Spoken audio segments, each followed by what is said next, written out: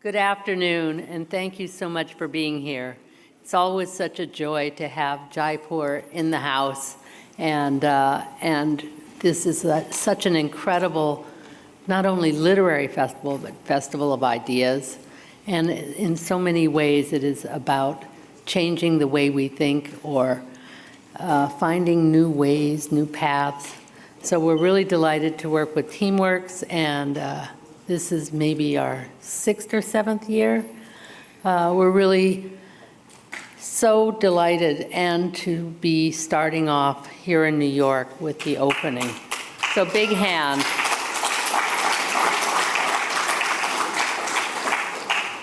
Needless to say, the Asia Society is honored to work together. I think Jaipur and the Literary Festival and the Asia Society share the same mission, which is to build understanding, to find new pathways of connecting, and it feels like it's more important than ever. It's funny, it's at a moment where the world is both smaller and larger than it has been. So finding those new connections is critical, and we're really honored that's really at the heart of the Asia Society. I do hope you will check out some of the programs that we have coming up, and I want to particularly mention the Benji Brigade on September 29th, which has been a labor of love with Arun Shivdasani, who is right here, and thinking about bringing 3 women who are incredible visionaries in the filmmaking world in conversation, and they really are the ones who erase different kinds of borders. So I hope you'll be here with us. It's now my honor to invite Suraj Dhingra to be up here with us. He's been a stalwart team member and has been an inspiration. Suraj.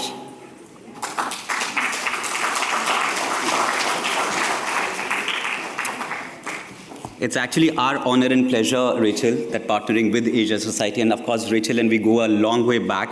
Of course, it's been 6 years that we've been partnering with Asia Society. It's the 8th edition of JLF New York, but I hope it's not just 6 years. We go next 60 years together, at least, with JLF and Asia Society, and many more initiatives. Thank you very much for being a great partner. Thank you, Rachel, and thank you, Asia Society.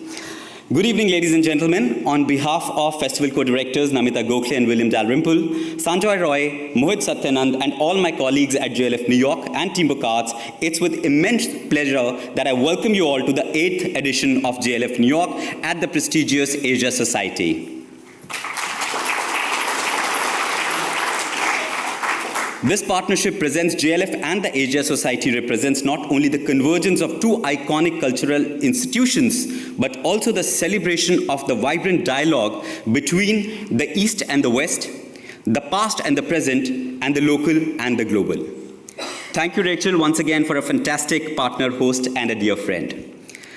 The Jaipur Literature Festival, often referred to as the greatest literary show on earth, was born with a simple yet powerful idea: to create a platform where to foster dialogues, where diverse voices, stories, and ideas could come together to foster dialogue, understanding, and creativity.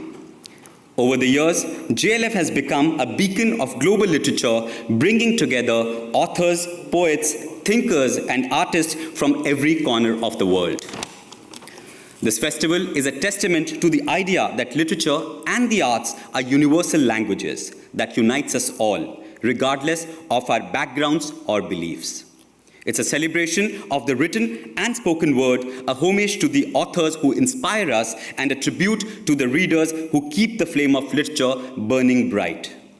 Throughout this festival, you will have the opportunity to engage with some remarkable voices from the world of literature and beyond.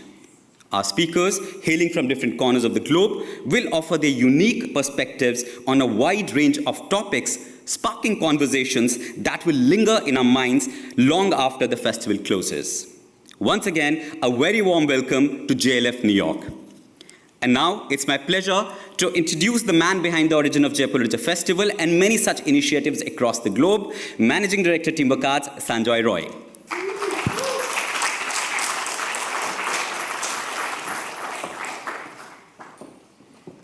Thank you, Suraj. Thank you, Rachel. Welcome, everybody.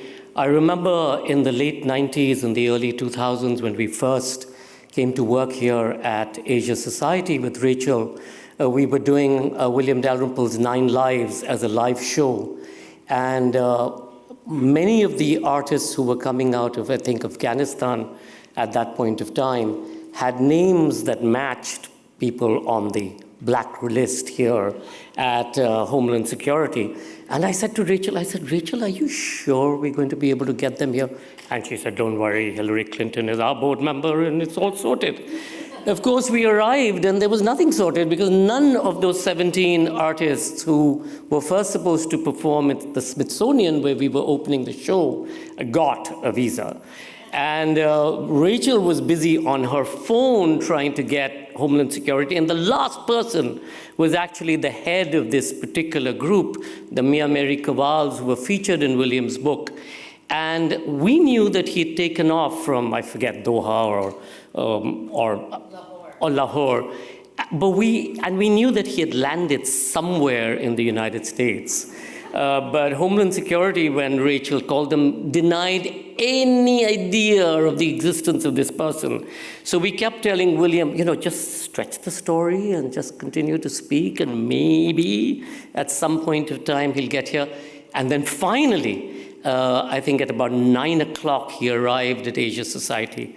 We rushed him onto stage, and we completed the show, which was amazing. There was a great standing ovation. So we've shared many a story together with Asia Society over the last 24, 25 years. And it's really an honor and a pleasure. Because of my long hair and her similar kind of hair, we sort of get to sit on boards together to choose awards, etc. We gossip, which was something that we love and something that I also share with Arun Shabdasani. When you come to New York, the first thing you need to do is just get the gossip. You need to understand who hates whom, who stabbed whom, who's sleeping with whom, without which, obviously, it's impossible to function in a place like New York. So, totally. But, 17 years ago, when we began the Jaipur Literature Festival, it began really as a project to look at how do you use the arts to create value for built heritage, which is something that we've been doing in Egypt or Turkey or South Africa or wherever. And we didn't know that we would grow into this size and scope. I mean, Harvard Business School, where Arun Puri is presently involved in, they sort of, in their case study, they teach that we had a 5-year and a 10-year and a 15-year plan to become the largest arts brand in the world. But let me tell you, it was all accidental. And it really began with this idea, or rather John and Faith Singh of Anokhi, their idea of, can we bring the arts to Jaipur, look at creating value for many of the old Havelis, palaces, and forts so that people didn't pull them down to create new malls and hotels, etc. And that's what we did. We inherited Diggy Palace, which was a small hostelry, selling their space at 750 rupees a night. They had 3 rooms. They had a little darbar hall. Ram Pratap and Jyotika were wonderful, and we said, okay, we'll start the festival here. And it was on a very cold winter morning when I came down 7:30 in the morning on that first day, not knowing whether we would have 10 people or 100 people at the festival. I came down and I asked my colleague Sunil, I said, how many chairs do we have? And he said, there's 230. I said, 230? Who's coming? Take out 100 chairs. Nobody will come. But people did come. I mean, people came in their thousands, and in the first year we had 7,000, and second year 15, and then 30,000. And it was in the fourth year where, we started becoming somewhat controversial, not because of what we did, primarily because of our wonderful authors who write not necessarily to entertain, but really because they have a volition to put their stories down. And we received an email from Deepak Chopra saying, would you consider inviting Oprah Winfrey to the festival? And I'm like, would we consider? Let me think about it. I'll get back to you, don't worry. Of course, we invited Oprah Winfrey, and with Oprah Winfrey came all of America, certainly all of Texas. And I remember standing in that line and asking a couple of elderly ladies, I said, what brings you here? And said, Oprah Winfrey. I said, but why would you come down all the way to India? And they said, because we have no access there to Oprah. And since then, the festival has grown and grown and grown. Pre-COVID, we had about 500,000 people coming through our doors over our 5-day festival. And we were not being able to cope. And our colleague Sharupa, who's our producer of the main festival, she was like intent that we reduce it by 100,000 people every year because we were losing so much money. And my co-partner, Mohit, kept saying, how long can we sustain this, just subsidizing more and more people coming through the door because we were free. As it happened, COVID arrived, and then it went to zero. But for us, it was a great opportunity because while we were always live and online, we weren't doing things specifically for the world outside. So in India, we shut down on the 20th of March, and on the 24th or 23rd of March, and on the 4th of April, we went live with a new series called JLF's Brave New World, because many of our partner institutions across the world said to us, is there a way that you can carry a series so that we can share the progress on COVID and the research that's happening so everybody can leapfrog? And so that's how we started. And we followed it up with a series called JLF's Words Are Bridges to look at translation. And we were doing this from home. We didn't have access to our offices, our design studios, our video edit studios. And we had no idea who was watching. And I kept telling our marketing folks, I said, we're doing this 6 times a week. Who's watching? But when the first season finished, we realized that 4.5 million people did watch one or the other episode. And then we went live for the main festival in 2021, which we shot. We created a 3D program online, so you landed on our landing page at Digi Palace. We traveled through that. But we also shot some of our introductions against the palaces and forts to give you a sense of the outside coming in.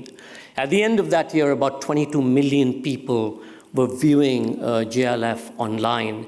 And it was a whole new world for us because we didn't know who these people were. The statistics showed us that internationally, while the USA and UK were still number 1 and 2 in terms of audiences who were watching what we were doing, 3 and 4 was China and Germany.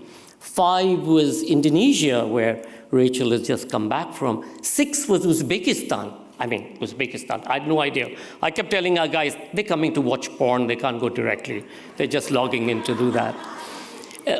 Today, of course, we have about 27 million people who watch us. We have 300 million people who engage with us. We have 2 cities from Saudi Arabia in our top 10 cities of places that people come online to watch.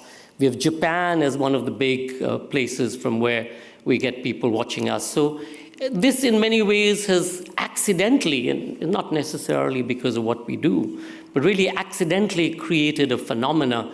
And we're delighted that more and more people across the world are happy to look at considered knowledge as opposed to just WhatsApp or Google or Wikipedia. And the reason why we set up the Jaipur Literature Festival, and many of the festivals, we do about 30-odd festivals in 19 countries and 72 cities across the world annually. Much of the work that we do is, can we focus on young people? Can we get considered information out to them? Because we know that ignorance is one of the main reasons why we other people. Ignorance is one of the main reasons why you have so much of hatred. You have people shooting each other, and what we are seeing in Israel and Palestine and Russia and Ukraine and Darfur and the lost wars, forgotten wars of Afghanistan. And we thought that if we were able to get considered information out to people, especially young people, perhaps they'll be able to look at the world somewhat differently. And in doing so, push back on the hatred that we see around us. And by pushing back on the hatred, maybe it'll make some kind of dent on the violence that's overcome all of us. And remember, it doesn't matter how far that violence is. Palestine may be very far from here, or Ukraine or Darfur, but violence comes back to revisit all of us, and bite us in the butt. You folks in America know that. You have shootings pretty much, monthly, if not weekly, if not daily. And it's something that we have to take control of if we have to make any difference to the earth, which is the only home that we all inhabit and know. I did this in Houston. I said, if you all sort of humor me for a second, close your eyes, and just imagine what it is. What's the first image that comes to you when you think of home? Just for a second. For many of you, it would be your favorite chair, or your partner, or your cat, or your dog, or a particular part of the house. But home is our earth. It is our collective home. And if each of us don't take responsibility for it, we don't have that rocket like Elon Musk does to go out there. This is the only planet we know.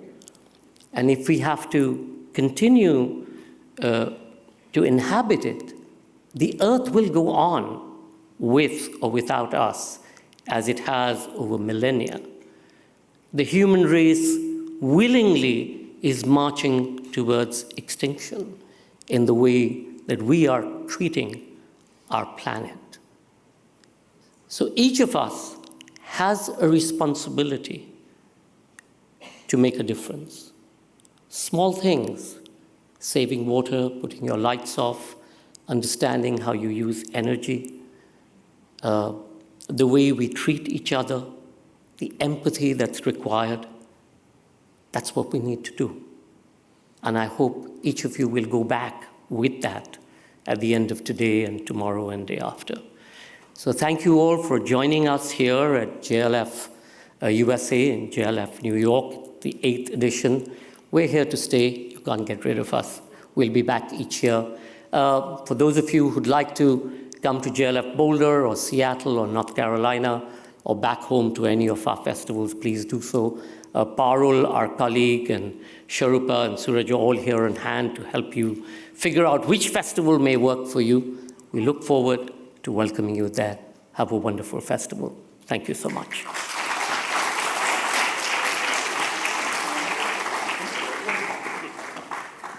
As usual, Suraj tells me I've forgotten, but may please join me in inviting the Consul General of India to New York to his very first festival here at JLF New York.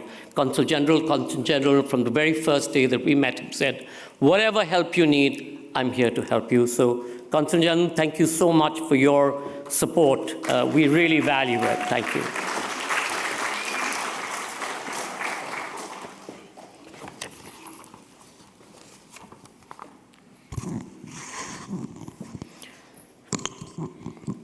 Honorable Member of Parliament Dr. Shashi Tharoor, Mr. Sanjoy Roy, Mr. Suraj Dhingra, Director, Asia Society, our host today, Ms. Rachel Cooper, distinguished literary luminaries, ladies and gentlemen, a very good afternoon and namaskar. I'm truly honored to be invited to this 8th edition of Jaipur Literature Festival. When they invited me to speak at this event, I was rather surprised. I was wondering what would I speak here, at an event like this and to an audience as distinguished as this. So I have decided to confine myself to my comfort zone. So I'll be speaking about two aspects about how I see Jaipur Literature Festival is playing a role in the larger India-US partnership. So the first aspect about India-US relationship, when I joined the diplomatic service in 2002, we were dealing with the American sanctions post the nuclear test. And in last 22 years, I have seen the relationship growing to a partnership. And I have seen through not only from my Delhi's assignment, but during my assignments in Pakistan, while I was dealing with Afghanistan, Iran, so all through last 22 years, I have seen this relationship, as I said, growing to a partnership. And in President Biden's words, this is one of the most consequential partnership of 21st century. And I personally believe that this has now reached a point of inflection. But now, when you talk about a global strategic partnership, it cannot be confined to only the dimensions of strategic partnership or, political, economic, or technological cooperations. It has to be a truly defining partnership. It has to have a strong cultural connect, to have a strong people-to-people connect. And in last 8 months, having stayed here, I realized that our American friends need to understand India better, need to understand Indians better. So in that backdrop, I would say what JLF is doing in last 8 years, bringing JLF to the United States, is a great effort to bring the best of the Indian minds, to bring the Indian opinion makers, to meet the American counterparts here. So in true sense, JLF, both Newark and the other editions are melting pots of bright minds and the ideas from the two great nations. But the second and more important aspect I wanted to speak today is about Indian diaspora. I can see a sizable member of Indian diaspora present here. But when you talk about Indian diaspora, it's a 5.4 million and growing community. Roughly 3 million American passport holders, 2.5 million Indian passport holders. And if you look at the projection, by 2030, it's going to be 10 million strong Indian diaspora. Even today, it's the biggest Indian diaspora we have anywhere in the world. And if you look at the young content, Mr. Sanjoy mentioned about the focus on the youth. I'll touch upon that. If you look at the student content of our diaspora, at the moment it's 354,000 students. This year, I'm sure it's going to cross 400,000. And every third international student in the country is now an Indian student. And I can vouch that every American student in higher institutions in this country must be having an Indian friend at the moment. And now, when we talk about Indian diaspora, I'm not talking about the first generation Indian diaspora, not even the second generation. I'm talking about the third generation Indian diaspora who are coming up here with the blend of Indian and American culture. And as you know, the first generation of Indian diaspora came here primarily for economic success, which they quickly achieved. But now, when you look at our achievement, our community has broken all glass ceilings, whether in the world of business, in the world of healthcare, governance, global governance, or even politics. Now, recently, Boston Consultancy Group prepared a report for Indian diaspora. We released the report 2 months back in the Indian Consulate. And the report is titled Small Community, Big Impact, Boundless Horizon. So the report is talking about the contribution of Indian diaspora in the United States. To sum it up, it's basically talking about our contribution in 6 different verticals. To sum it up in a way that we are net givers, and the Indians have tremendously contributed to the nation building of this country. Now, of course, we are not diluting the fact that they have got the benefit of the ecosystem, the opportunities of this country. But coming to the 6th vertical, I would focus on the cultural vertical, about our impact in the cultural sphere in this country. I'll just read a few statistics for your attention. So, since 2015, more than 10 prestigious awards from Oscar to Golden Globe to Grammy are owned by Indian diaspora members.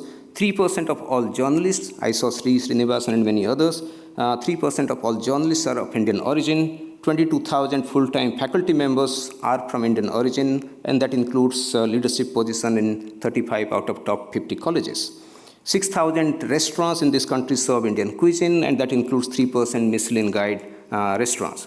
And 10% Americans practice yoga as on 2023, 36,000 yoga studios, and almost all the YMCAs have a yoga session as we speak. So, in last 8 years, 96 Indian movies have made collectively $340 million in North America. And since 2000, Dr. Tharoor would find it of interest, 28 of 34 Scripps National Spelling Bee championships are owned by India. And the last one about cricket. Last year, the Major League Cricket mobilized about $120 million. And recently, we hosted the T20 World Cup here, and believe me, for one entire week, all the top restaurants of Manhattan were booked for Indian cricket events.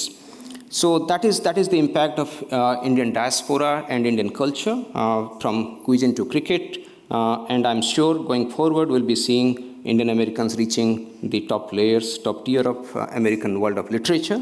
So in that background, I'm sure the JLF United States editions would be, galvanizing all this cultural talent and provide that connect between the people of two countries, and would be a wonderful, factor in our strategic partnership.